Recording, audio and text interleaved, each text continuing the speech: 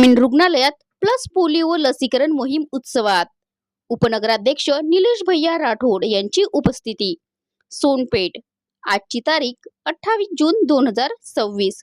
Plus polio लसीकरण मोहिमेअंतर्गत आज सोनपेठ येथील ग्रामीण रुग्णालयात लसीकरण शिबिराचे आयोजन करण्यात आले। या मोहिमेला शहरातून उत्स्फूर्त प्रतिसाद मिळाला।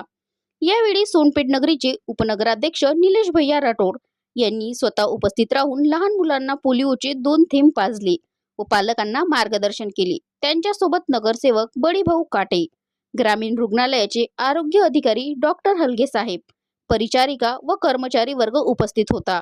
यावेळी बोलताना उपनगराध्यक्ष राठोड म्हणाले, 2 थेंब प्रत्येक वेळी, पोलिओवर विजय दरवेळी हा संदेश घरोघरी पोहोचवणे गरजेचे आहे। 0 ते 5 वर्षाखालील एकही बालक लसीकरणापासून वंचित राहू नये यासाठी सर्व नागरिकांनी सहकार्य करावे। आरोग्य अधिकारी डॉक्टर हलगे यांनी सांगितले की पोलिओची लस पूर्णपणे सुरक्षित असून जन्मापासून 5 वर्षापर्यंतच्या सर्व बालकांना ही लस देणे बंधनकारक आहे। यापूर्वी लस घेतली असली तरीही प्लस पोलिओ मोहिमेदरम्यान डोस देणे महत्त्वाचे असते। ग्रामीण रुग्णालयाच्या वतीने दिवसभर लसीकरण सुरू राहणार असून शहरातील सर्व सुजाण नागरिकांनी आपल्या पाल्याला तात्काळ लस देऊन मोहिमेत सहभागी व्हावे असे आवाहन आयोजकांनी केले आहे।